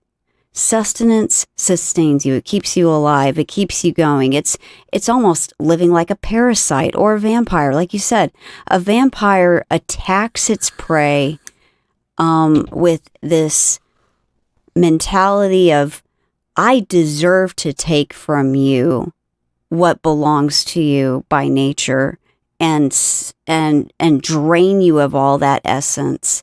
And I deserve to be able to do that. And you're nothing. And that's vampiric. A farmer or someone that respects nature and respects the balance and the ebb and flow of energy is going to thank that animal for that sacrifice of essence and energy and actually treat it as a gift. And that in turn is transmuted into good things for the body that ingests that food. That's true. If I can address something, send answer in the chat. Thank you again. I like discourse and I like a disagreement. I don't know if you were directing that comment to us or somebody else in the chat, but they said horse shit. We have to, ha ha ha ha ha. Well, how do you feed 9 billion people without factory farming? That's the question. How do you feed it? When you can get the lion to go vegan, then we can talk about humans going vegan. Yeah. But when you think about the evolution of man, we sustained ourselves on hunting. Mm-hmm. That was, you can't grow crops in the winter. You can't be a vegetarianism is something that's new. Like, we just developed refrigerators in the late 1900s. In the early 1900s. Even in the 1900s, the rich people ate steak medium rare because they got the freshest. And the peasants got the worst meat, and they would have to cook it full all the way through. And so we didn't have the luxury of being vegetarian up until just recently when we developed refrigerators and all kinds of stuff like that. If it wasn't for hunting and gathering and everything like that, we wouldn't have even come to this point to where we can even entertain the possibility of being vegetarian. And that's how we got dogs and cats. Dogs would help us to alert us of predators. They'd help us to go hunt and do things like that. So, this whole idea of vegetarianism, while it seems great on the surface, and it very well might be a good diet for some people, it's part of Agenda 2030, where they want to reduce meat consumption for the purpose of lowering testosterone levels and making people more submissive. And when you understand the reason why they're pushing vegetarianism, then you understand, okay, it seems great on the surface, but when you look beyond the veil, it actually is not. But you also have to consider the entire existence of mankind. And we wouldn't have come this far if it wasn't for eating meat. So, and likewise, the animals are always going to eat what they're naturally meant to eat. So get the tiger to be vegetarian first, get the lion to be vegetarian first. But you know what? I've seen cases where people have abused their animals. They've abused their cats by feeding them a vegan diet, and the cats are sick and they wind up dying and they suffer. Mm-hmm. So, somebody just mentioned Crow. Thank you so much for that in the chat, because I've heard that comment before where, we should start rationing animals. Like, every human just gets so much and that's it. That's Orwell's 1984. I said, it has to be a choice. It has to be a choice, because that was one of the very first mistakes that humans made was that we had the right to determine what's best for others that aren't our own children that we're raising. And that in nature, the beautiful thing that about this matrix that we created about it was that it is a self-correcting system. And nature will work it out to where humans will not have that meat if we take too much of it. Nature will reduce our population itself if we don't make that choice for ourselves. If we're showing that we are too irresponsible to make that choice ourselves, nature will make it for us.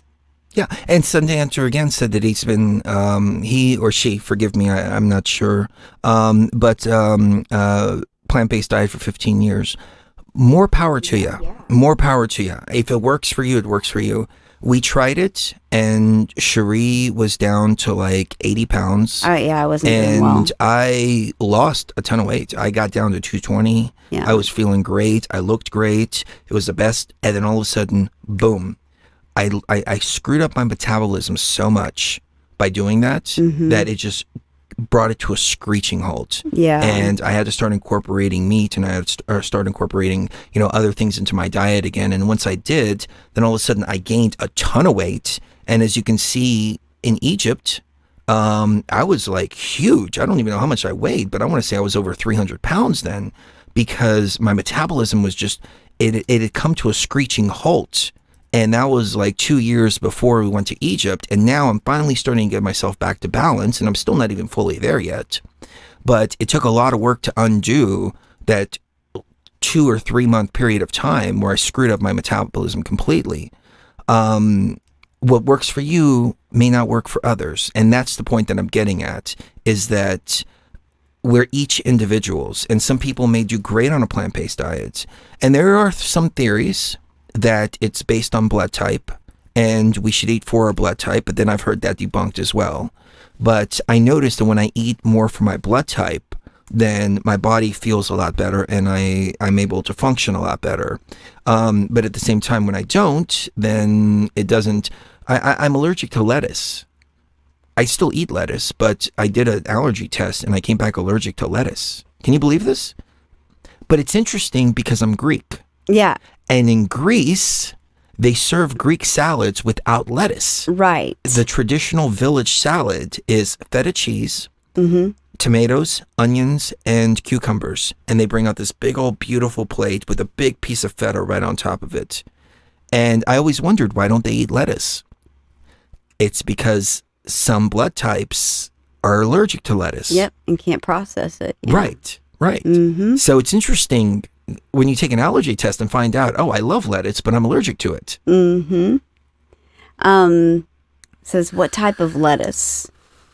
I'm not sure. It just said lettuce. It just said lettuce in general. I think on the results. It's probably I did green. I did an allergy test, and I did a food test as well. And it gave me a whole list of stuff that I'm allergic to. I'm allergic also to barley from beer, but I still drink beer every once in a while. But it's just the body doesn't process it right. And it's not like there's many different levels of being allergic. So when I eat lettuce, I'm not, like breaking out in hives or anything like that. If Cherie takes sulfa, her whole throat will blow up, and her face will blow up. My face blows up. We took lips. some hibiscus tea in Egypt, and she had a big allergic reaction on the night that we went to the Great Pyramid. Yeah. And we were running around looking for an EpiPen from different pharmacies before we got to the pyramid. Yeah. And that was crazy. Everybody was like, go to the hospital. And we're like, no, you don't understand. We're going to the pyramid There tonight. is no hospital in our future tonight. There's no time. And finally we found one pharmacist, and he was like, pull your pants down. And she's like, pull down bent. All right. Yep. And he, EpiPen. So, hibiscus, she's allergic to it. If she, I found out that I'm sensitive to sulfa as well. They gave me some antibiotics just recently that had sulfa in them. And it knocked me on my ass. And so I'm not allergic to sulfa like she is, but I'm still allergic to sulfa.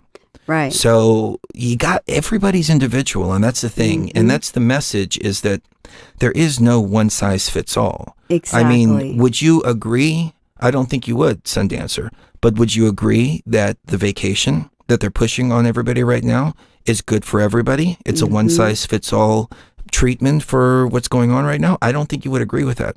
So if we can't say that there's a one size fits all treatment for medical stuff, why can we say there's a one size fits all treatment for diet? Right. Moving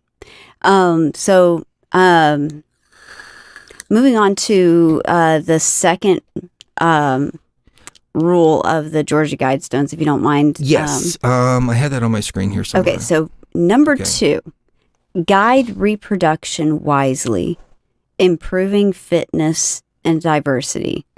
This is another one where people think eugenics. Oh my God, that's eugenics. No, eugenics is in the sense that. Well, before we jump in, can I address Sundancer one more time? Yeah, please. So he or she agrees. Vacationers are poison. They're not good for anybody. I am right there with you, 100%.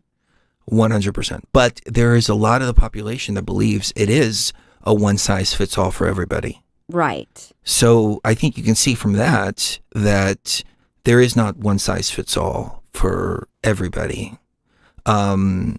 So yeah, I see your perspective. Right. I hope you can also see mine too. And that's what Beyond the Veil is all about, sharing perspectives and being able to disagree on certain things and agree on other things. So, okay, number 2, guide reproduction wisely, improving fitness and diversity. Take us away. Okay, so guiding reproduction wisely, improving fitness and diversity. I think you can take that, if you wanted to be conspiratorial about that and take that in a conspiracy theory kind of mindset. You can, absolutely. You can take it to the Rockefellers and how they funded the eugenics of the early 20th century all the way up to the 60s when MK Ultra took over. They were instrumental in finding out, how the human brain works, and Edward Bernays, was a propaganda artist that was actually the nephew of Sigmund Freud. I mean, all of them were involved in these eugenics societies, and their whole deal was we are obsessed with improving the human race, but we believe we are the top of the human race, and that's why it didn't improve any of their blood. None of their bloodlines were actually improved by anything they did with these eugenics experiments. And the only thing that came about as a result of all the eugenics activities of the early 20th century was a lot of people were sterilized and a lot of bloodlines were taken out. And especially bloodlines of people that were like schizophrenic, or who had, mental illness of any type or mental retardation, even in their family tree. And there was a big case, I forget her name, it was Carrie something, and she was totally fine. She had normal IQ, nothing at all wrong with her, but because so many people in her family were mentally retarded, that was the name for it back then, they sterilized her anyway. And Carrie Buck, that was her name. And there was even a movie about it. And there was an uproar against sterilizing normal people just based on who their family was. But when you get past all of that and you look into the way that people think about genetics is a little bit different of a thing. And my feelings about genetics and its connection to eugenics, through history and the same universities and all that, it bothered me a lot, and it was a very big struggle for me to realize that I have a genetic disorder that in the future, if things like CRISPR technology were able to be developed to a better extent, it could be the case where they could eliminate the genetic disorder I suffer from, and not only eliminate it from me, but from any children that I were to have, or grandchildren or great-grandchildren. And that fact, it really changed my perspective a little bit and made me wonder if these things were in the right hands, and if there wasn't this overarching evil virus-infested layer of society that we have at the top that's deciding all these things. If we didn't have that and we were able to use this technology for nothing but good things, we would be able to guide reproduction wisely, improving fitness and diversity. That wouldn't be a bad thing. That wouldn't be, incinerating entire family bloodlines. It wouldn't mean sterilizing people against their will. It would mean, hey, you were going to, suffer from this, but, we made sure that, we were able to prevent that from happening before you were even born. That's the kind of future I would like to see for humanity. Number 3, unite humanity with a living new language. Can I jump in? Yeah, please. On number 2? Yeah, please Okay, jump in on so, number 2. Because it affects you too. People are making me hungry in the chat. They're talking about I'm starting to get hungry Greek too, and food. so I'm trying to Remember when we were on the island and we had fresh calamari right from the middle of the ocean. I was and thinking about that too. Greek salad. Oh my God. And I'm hungry for fish now people all are of a saying, sudden. the olive trees and the islands, they smell so good. Yeah. My primary diet is that, I don't know how you say shawarma. Shawarma. Yeah, shawarma and gyros and things like that. I try to back off the pita a little bit. But I'm the a guy pita around girl. the corner, his mom makes the flatbread, the Arabic flatbread, God, fresh every morning.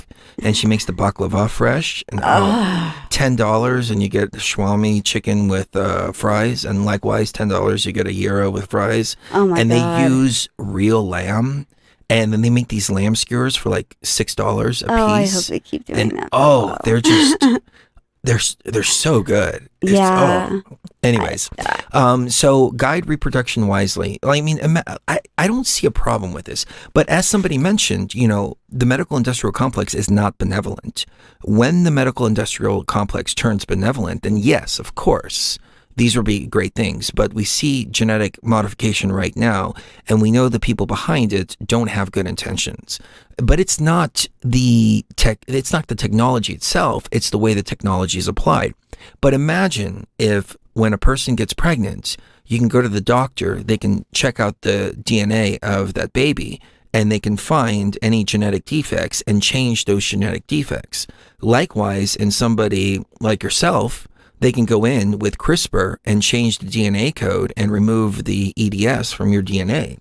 I think that's wonderful. My mother, they actually were doing a study down the block at a hospital about rejuvenating brain cells after a stroke, and they're successfully doing it with stem cells.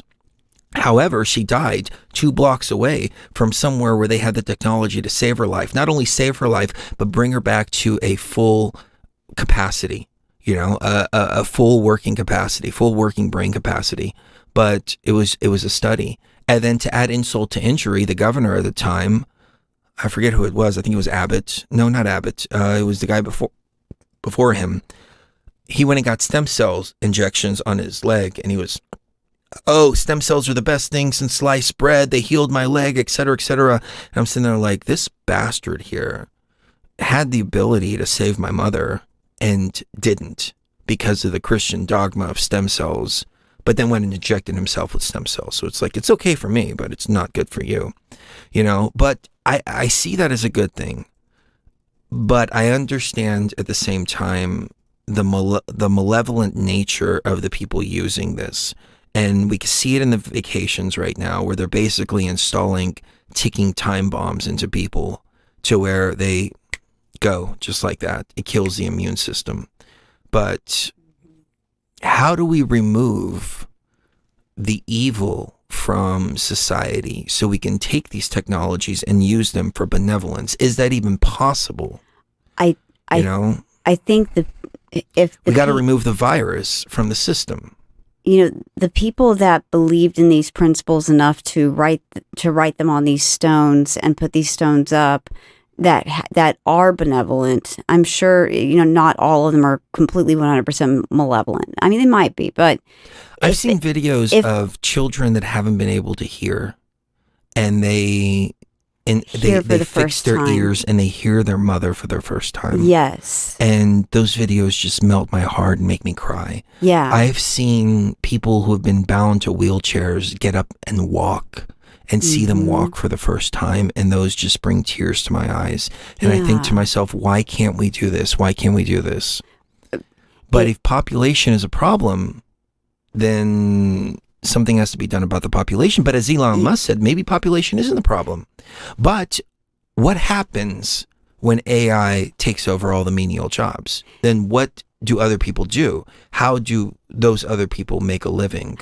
How are they fed? How are they housed? How are they all of that? And do we use AI to create houses and all of that? Do we do a Venus Project type situation to where everybody's issued a house Everybody's issued a car. Everybody's issued, That's what they're saying whatever. they're going to do. Remember that But then again, commercial? that's government control. That's all government control. Exactly. So it doesn't lead anywhere good. So the only way in which these principles could come about in a way that will not also impede upon the life and liberty of innocent people and violate them in various ways is by keeping these on hold until something comes along that reduces humanity to 500 million people. Mellow Ash says, I know the banker who was paid to build these stones. He's the only one who knows.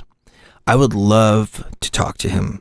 I know that's probably an impossibility. Even off the record but even if you can get some info off the record and give us a little more insight into what these stones are all about, I would love to hear that. Yeah, and because all of these rules apply wonderfully to a society that wants society to work. And unfortunately, what we've seen in 2020 and 2021, well, especially 2020, showed us that a lot of people don't want these things to happen. They don't. They don't want to engage in some of these things with tempered reason. The people we saw burning down buildings in 2020, that was not tempered reason that they were working with there. The people that are so gung-ho against abortion that they'll blow up a clinic are not using tempered reason with that. The people that are, making, biological weapons and stuff because they hate humanity so much, they're not using tempered reason in wanting to reduce population in that way. Yeah, what's the purpose of mixing bat coronavirus with human coronavirus and making it more transmissible to humans? Why? What's the? I mean, this is not conspiracy theory here. They spliced coronavirus with rabies, and they created a zombie virus. Go to history.com and just type in zombie virus, rabies, flu. You will get the article. This is History Channel stuff. This isn't any conspiracy stuff. They did this. Why? Why are they doing this? So these people who are doing this, they are passionate about hurting the human race, about reducing the population. They're passionate about that. I get that. But what these guidestones are saying is you have to rule all your passions, whether that's faith, your tradition, your belief that humanity needs to be reduced in their population. Rule these things with tempered reason. What happens if we reduce the population that quickly on purpose? Chaos ensues, and it's not the good kind that you can really bring order out of. These guidelines are not, they do not seem like they're written by people that are genocidal maniacs. They're written by people that are trying to institute some guidelines for after the genocidal maniacs are done doing whatever they're planning on doing. That's what it seems like. The only thing that threw me off is the person that went over there and graffitied, I am ISIS, I banish all darkness. I think that's the only thing throwing me off. Yeah, I think the reason why I think it was a woman who put that there. And she put that there because she wanted them to understand that that was in 2014 when that happened. And so I'm wondering if that was because of the whole ISIS being associated with the Islamic State. Oh. I am ISIS. That makes sense. This is what ISIS because is. I mean, I can show you right now. This is what the goddess is. Multiple times before, but this pisses me off. Watch. I'll just go to. Hold on, I don't want to go to my Gmail. It was pissing everybody off in 2014. Remember, in 2014, we were doing huge videos about this. Oh, look, I don't know. This happens with my Google, with my Chrome. Mine too sometimes. Okay, anyways, we'll skip that. But you Google ISIS and all you get is terrorists. You got to Google goddess ISIS now. Yep. Yeah. And she wrote, I am Isis, goddess of love. You know, the what you are considering, what you are comparing me with is completely unacceptable. And I am putting my namesake and attaching it to, something that basically says nothing. I don't see anything bad in there at all. No, I need to reconnect my Wi-Fi. Yeah. It might drop the stream for a second, but Can I use the your restroom reconnection again is real so quick. Yeah, as a matter of fact, you can grab me some coffee. I would appreciate Perfect. that. Okay. Oh, do we have a visitor? Yep, Bested wanted to come say Oh, hello. hi, Bested. She always has to make an appearance. Yeah, of course. Which is great. One of 'cause our we can mascots. we can write off everything on our taxes. Of course. Like 'cause literally, they're our we write off their mascots, food, literally. their litter, their treats, their everything, because they're mascots I at the know. show. And they come by themselves. SecMed is sitting right there on her chair. Newt, $20. Oh, thank you for the donation. Much love, Chris and Cherie. You guys have opened my mind and eyes. This is great, revealing and who I am, what I can do and achieve. You guys are igniting my flame to start my journey with loving energy from me to you. Thank you, Newt. Thank you so Much much, love. Newt. Thank you. Thank you. That is the best compliment that we can get. Yeah, is it really you have is. ignited my flame to start my journey. Yeah. And man, thank you. Thank It really you. does. So let's move on to some of these because we're already at the 3-hour mark. Okay, yeah. So, And I think people are going to work too. number 3, I'm a little bit I'm unite humanity confused with a about, living new language. You cover that one. What you think? Okay, well, language is the biggest barrier. We've played that clip before of the Tower of Babel. Maybe and I it's might be able to find reawakening it. of the Tower of Babel. I might be able to find it here because it's a great clip, but in the Bible it says that God mixed the languages because of the way that everybody was uniting with one another. And all the Christians look at it like, oh, what a wonderful act. Oh, he divided everything. I mean, you think about this Yahweh character, and what do you get?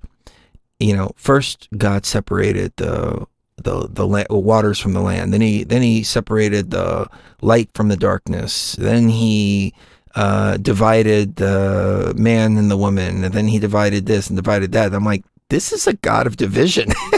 This isn't a God of unity. Just look at the beginning of the Bible. That's all it talks about. This is a God that splits people up. It's a God that splits everything up. Yeah. That being said, that was such a great clip of the Tower of Babel, but I can't find it off the cuff. What if the Georgia Guidestones are a reawakening of the Tower of Babel? Like, let's bring back the spirit of the Tower of Babel, where we could all understand each other once again. Well, I mean, I don't see anything wrong with humanity united, and that scattering of the languages. I take the Bible as metaphoric, so I'm trying to think metaphorically, how does this happen? You scatter the languages, divide the languages, and then people can't communicate with each other. So imagine if we couldn't communicate with each other, we would have to, we wouldn't understand each other. And a lack of communication is what leads to most conflicts, or an unwillingness to communicate with one another. See, that's what I loved about Trump, is Trump would go out there and he would communicate. He'd communicate, like right now, this Putin-Ukraine thing would never be happening. No. Because Trump would be communicating with Zelensky and communicating with Putin, and he would come in and make a deal that benefits everybody. It'd be over in 24 hours. The circle of peace that he made with Israel was weapons deals for each, and everybody got to profit, everybody got to make money, and they all started living in peace together. which is in the Bible one of the things that creates the end times when there's peace in the Middle East. Why is peace evil? Why is peace bad? That's the problem. Unless maybe peace is made through some kind of deal where everybody gets nuclear weapons and everybody launches them all at the same time. That's the only way that I can see that going south. But I think if we had a common language, which seems to be English, because everybody speaks English for the most part. Yeah. Anybody that goes through basic grade school in any country is required to speak English as a secondary language. It's the universal language for pilots. Right. I was just about to mention that. It's the universal language for pilots. You can have EAU airlines, and they're communicating to air traffic control in English. So we do kind of have a universal language. But at the same time, I understand language enough to understand that English is not necessarily the most optimal language, because we're limited on our words, and so it makes it harder to communicate ideas that in a different language you would have various words to describe certain ideas that we don't have in English. And in a previous show, we kind of veered off into Squid Game and how the Korean overdubs were horrible, but the translations, the subtitles were different and took away a lot of the meaning of it. And we played a clip with a scholar who broke that down, which I wondered, why did we veer off into that? And then now it's kind of tying into what we're doing now. So there's an example of how one universal language can actually be a hindrance to communication rather than an elevation of communication. If you choose the simplest language ever. Now, when you look at the word living language, okay, what does that mean? That means something that's evolving. They try to say the Constitution is a living document, and that's not a good thing, because the right to bear arms is the right to bear arms, period. But they say it's a living document, meaning that the interpretation of it can change. It can be altered according to interpretation. You have the right to bear arms as long as you have a concealed carry permit. You have the right to bear arms if your state says that you can have open carry.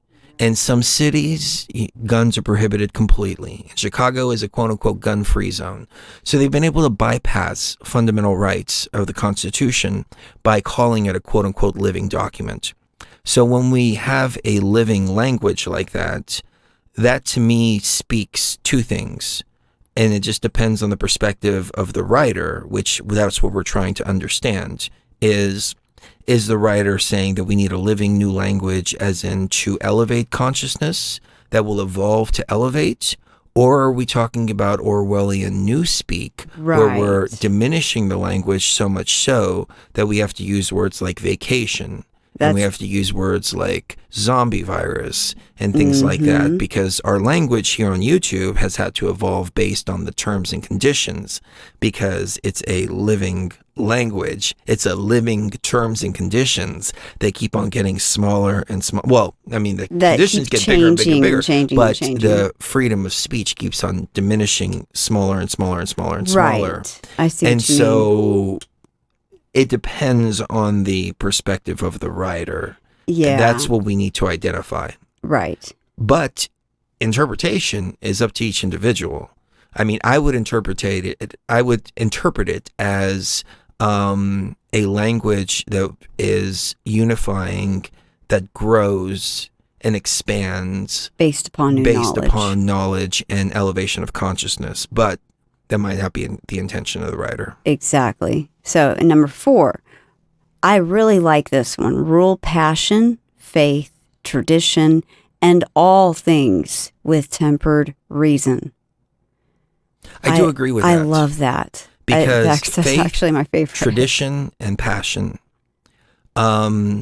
needs to be ruled with tempered reason. Mm-hmm. So you have what I am most apprehensive of, which is a theocracy prison, a theocratical prison planet, taking us back to medieval times where the church runs everything. And Handmaid's Tale style. Yeah, when we look at Freemasonry, Christianity, Islam, all the things we've been talking about lately, it all leads to Yahweh. It all leads to Yaldabaoth. It's tentacles of Yaldabaoth. So it seems like those who they say are Satan is actually not Satan, but it is Satan in the true sense because it is the adversary. It's the adversary of freedom. It's the adversary of light. Now, when you look at the Bible, what is it? It's restrictive. It's slavery and restrictions and don't do this, don't do that. It's obedience rather than free thinking, free thought, free expression. And that's why I did that video about morality and breaking down morality and how morality is flawed, but right and wrong never changes. 2 + 2 = 4. It should equal 4 in Saudi Arabia. It should also equal 4 in 2022 BC, just as much as 2022 AD. So, when it comes to faith, tradition, etc., if we let quote-unquote faith in the religious terms overrule us and the passion of faith and tradition, then we find ourselves in a theocratical prison, which is what the end times revelation is all about. There are many truthers out there who are all about free speech, right to bear arms, patriots, etc., but at the same time, they adhere to a religion that ends in monarchy and theocratical tyranny. And that's very, very, very dangerous because it's not ruled, it's not tempered with reason. So it's okay to have your faith. It's okay to have all of that, but you also have reason behind it, meaning that you have to have logical processing thinking and not impose that faith or passion or tradition upon others to where it becomes overbearing and overruling. Does that make sense? Yes, it does. And somebody says something really interesting. This is, thank you, John Philip Stevenson. He said, temperance cannot be enforced. No, it can't, because in order, that's the beautiful thing about that rule, is that in order for it to get to the point where something like that is forced upon someone, that itself is a violation of the rule, because that's too much, that's not reasonable. That's not reason being applied to the passion those people have about temperance. Does that make sense? It does. If they're going to follow the rule, they have to follow the rule about not forcing on anybody else. This is a great segue into something that I wanted to play. It's a Dark Matter 2525 video. If you haven't checked out Dark Matter 2525, please do. This video is entitled, "Would You Vote for God?"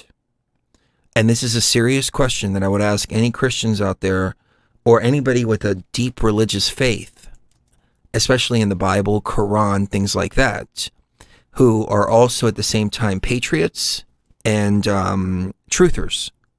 And this is something that Dark Matter 2525 really illustrated greatly in this animation. He went off on a whole leftist trajectory recently, especially around 2020, 2021, and I don't agree with that, but it doesn't mean that we can't look at the wisdom that he puts out here. I think this is brilliant here. So I'd like to get some comments in the chat after we play this and see, would you vote for God?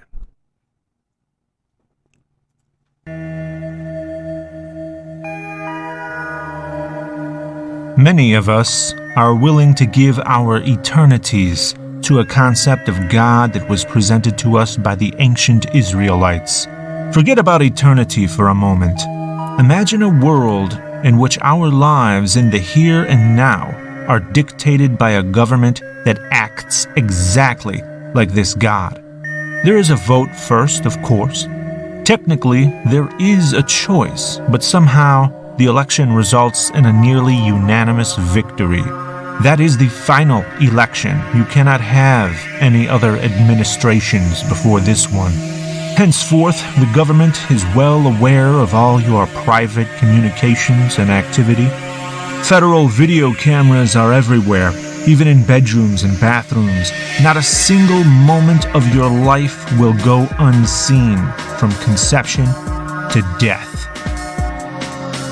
Simply seeing what you're up to is not enough. The government must know every facet of your mind. So all citizens have a chip implanted in their head at birth. This chip monitors whether or not you have any illegal thoughts. Due to all this surveillance and thought monitoring going on, at least you're safe from crime, right? Well, not so fast. Surveillance is only used to determine guilt, but neither interventions nor preventative measures are ever taken. You see, as a good person, you don't have much to worry about from the government, but you do have a lot to worry about from people who aren't so good, because they don't have a lot to worry about from the government either. For though cameras and police are everywhere, when you or your loved ones are mugged, raped, or murdered, the police do nothing to stop the perpetrator even while present, because that would interfere with the criminal's free will. Criminals have to stand before a judge and answer for their crimes, sure, but all they have to do is apologize and sincerely ask for forgiveness, not of you, the victim, but of the judge, and the criminal is then set free. Should you entertain a thought of spite toward the person who killed your loved one, then it is you who will stand before the judge. If you cannot muster adequate shame, then it is you who will be punished. The sick and the poor beg the government for help, but the government's most reliable aid is reserved for the wealthy. During award ceremonies, you can usually spot professional athletes, award-winning actors, and musicians thanking the government for its generous welfare.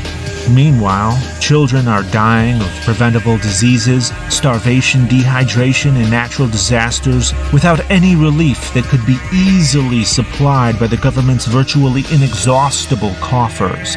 Coffers which are reserved for the welfare of the privileged few. This might seem unfair at first, but just realize that the government works in mysterious ways. Trust that the government has a good reason for funding mansions and swimming pools for some, but not food and water for others. It's all part of a classified plan, a greater plan. Above all, you're not allowed to talk bad about the government.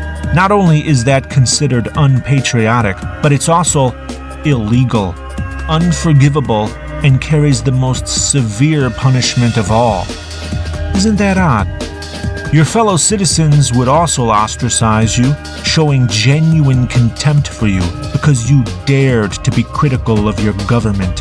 It's almost as if they fell in love with the chains that bind them. Fortunately, we live in the real world, where voters and elected officials take proper consideration before making decisions based on what they think God wants. So naturally, people wouldn't tolerate a government that did any of the things mentioned in this video, right? Right? Mm-hmm. That was pretty deep, Beautiful. in my humble opinion. And Dark Matter has some great videos. Yeah, he does. But like I said, he veered off into like a kind of a leftist thing and kind of lost interest in that regard. But when you think about it like that, rule, passion, faith, and tradition, and all things with tempered reason makes sense. But that actually does. you have to also look at the flip side. Is it 1984 Newspeak? So you guys and gals out there, make your decisions for yourself. Exactly. Number 5, protect people and nations with fair laws and just courts. How do you define fair laws and just courts? I know how I define it. I just did a show about morality. Anything that preserves life and preserves freedom is good. Anything that impedes upon life and impedes upon freedom is a crime. You rape somebody, you steal from somebody, you kill somebody, you harm somebody. It's a crime. If you do it on accident, it's an accident. You then, you have insurance or whatever, you solve the problem, you get into a car accident, stuff like that. We have laws already in place like that. We have different degrees of murder. We have manslaughter. We have murder with intention. So intention plays a factor in it. but we've taken that way out of bounds. Oh, yeah. You know, wanting to write $1,000 ticket for loud music Yeah. Or is rape and pillage. You know? Yeah. That's exactly what it is. Right. Pulling somebody over for 5 miles over the speed limit is piracy. Yeah, that's road just pirates. Road And piracy. that's it. Throwing somebody in jail for possessing a substance. So protect people and nations with fair laws and just courts. And does that include banning all these different substances and putting people in jail for victimless crimes, or does it strictly encompass harming somebody else? I think if we were looking at it from the perspective of a world with only 500 million people left, I think it would probably be more the latter, where it's really to protect people from hurting other people.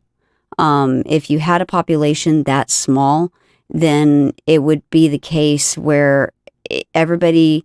I don't think it would be the case where people would want to just throw everybody in jail for really stupid things anymore, or have this overarching monolithic system where it decides these really ridiculous laws and regulations that don't make any sense.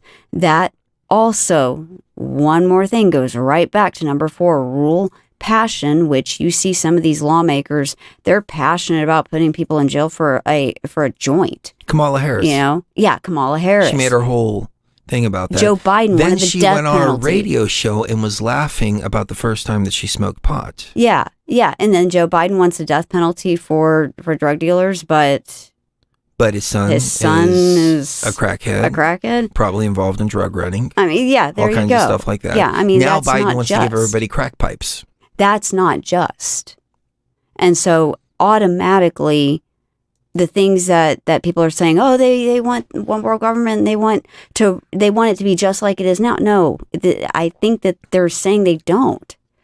But numbers 5 and 6, and the reason why I am a little bit confused about numbers 5 and 6 is it doesn't just say protect people with fair laws and just courts. It says protect people and nations with fair laws and just courts. And then the next one goes into, I know where you're going with it. Let all nations rule internally.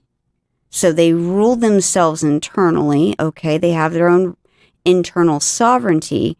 But what happens when you have two, I guess it's saying resolving external disputes, anything outside of the boundaries of that country's sovereignty that impedes upon the sovereignty of another one can't be disputed between those two. It's more like an arbitration agreement where instead of going to war, now we're going to have a world court that will weigh out which one's right and which one's wrong.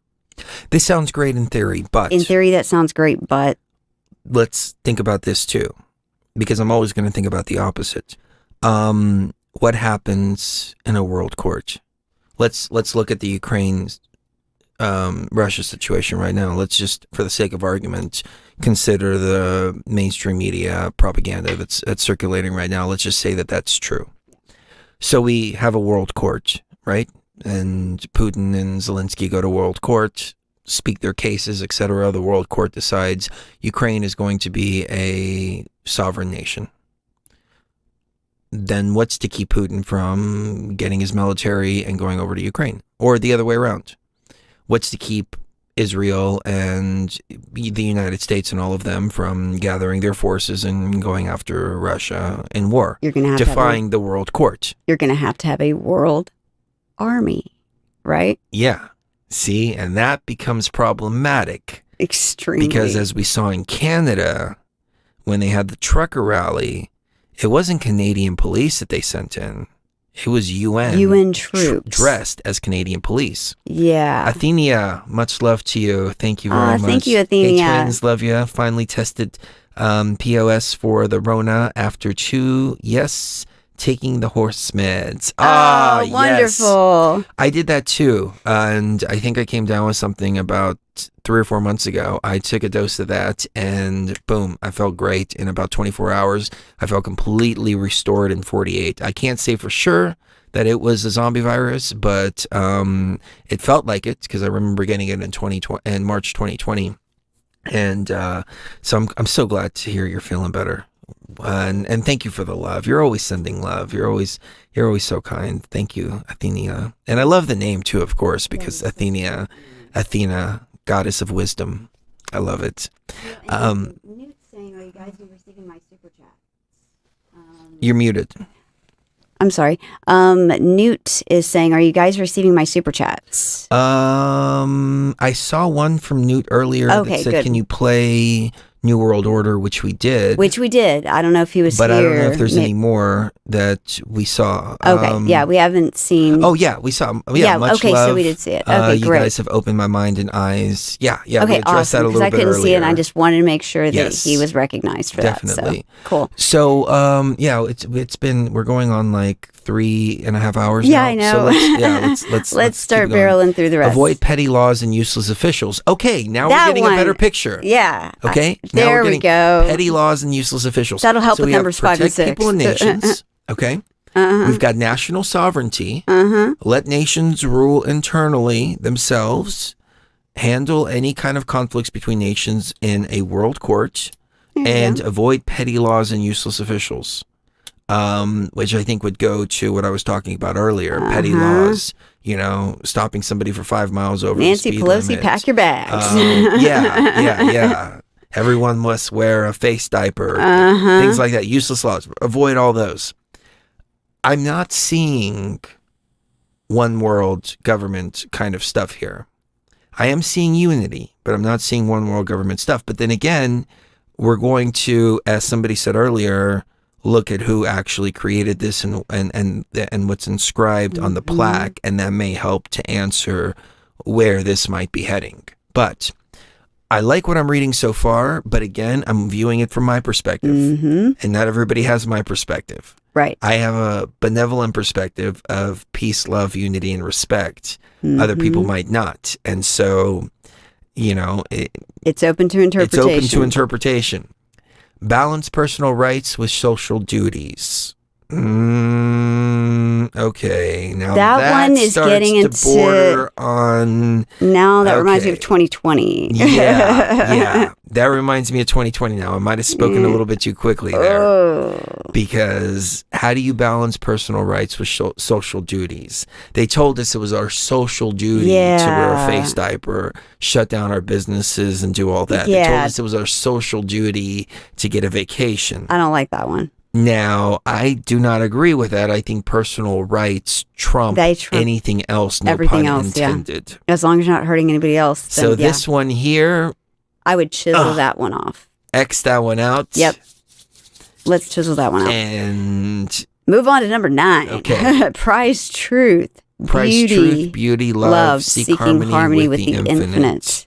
I agree with that. I agree with that. The only dispute that I would have with that is the definition of truth, because truth has been changed lately To mean something. to mean lately. whatever the official narrative is, Thank which you. is why we have to speak in code here. Mm-hmm. So what kind of truth are they referring to? Right. Are they referring to truth as in the actual truth and nothing but the truth, or are referring to what they sanction as the truth? I was just about If we to can say look the at the same thing. events of the last couple of years, I would have to lean more towards whatever is sanctioned as truth, regardless of what the reality of the situation is. Right. They say that masks don't work, then turn around and say that they do, then say you have to wear 2. They change Yeah, they changed the truth. the truth. And you're only changes allowed based to on speak politics. the truth that they agree with, and they call everything misinformation and disinformation Mm-hmm. until they have to admit, yes, it did escape from Wuhan. You're right. Yes. We banned everybody for Mhm. misinformation, even though it turned out to be truth. Right. So given the recent events, I have to look at that with a different Yeah, view, me too. which sucks. Because I would love to be able to see this as, this is great. But Yeah. it's And then, but number 10, be not a cancer on the earth, leave room for nature, leave room for nature. Yeah, I agree. I agree with that, but that's more of a philosophical statement rather than a guideline. Yes and no. I have a video that we took in Greece. Oh, yeah. After Egypt and after we got done resetting the Matrix. Oh, yeah. And you did a beautiful speech, which is actually going to be the ending scene of the documentary Resetting the Matrix as soon as we get around to actually making it. But this is a beautiful speech, and it's a perfect demonstration as to how we can not be a cancer on the earth and leave room for nature. So check this out, and if this is what they mean, I think this is beautiful. But is this what they mean? Or do they mean let's cramp everybody into small cities, Logan Run style, where they say you can't go outside of the dome, and then you have a couple like us, who's probably the reincarnation of us, running in and saying, there's a whole world outside. There's a world outside. You don't have to die young. You don't have to go to carousel. And everybody's laughing, just like they did. I'm like, you don't have to take the vacation. You don't have to do that. Everybody's like, ha, ha, ha, ha. Natural immunity's better. Yeah. So let's see what you guys and gals think about this. But this is probably the most beautiful work that you've done. On that note, kiss the one you love right now, because you never know the last time it's going to be. Anything else from Mrs. Gio? Just that I love you guys so much, and thank you so much for joining us. This has been an amazing, amazing broadcast, and we will see you pretty soon beyond the veil. Love you.